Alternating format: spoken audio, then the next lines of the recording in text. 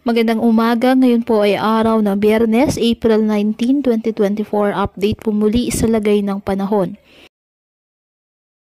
Ayon po sa Pag-asa, Ridge of High Pressure Area or HPA ang nakakaapekto sa eastern section ng Luzon. Samantala, walang bagyo o low pressure area na minomonitor o namamataan sa loob at labas ng ating PAR na maaring makaapekto sa lagay ng panahon. Ngayong araw, dahil pa rin po sa mga localized thunderstorms ang Metro Manila at nalalabing bahagi ng bansa.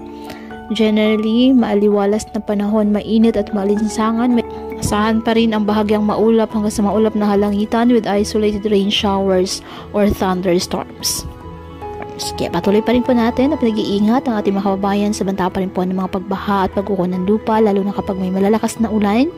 At ugaliin na magdala palagi ng payong o kahit anong mapanangga sa ulan o di kayo po ay sa init ng araw kapag lalabas ng ating mga tahanan. At yan po muna ang update sa lagay ng panahon ngayong araw. Muli ipatuloy po tayo na mag-ingat at palaging tandaan, God loves you. Stay safe.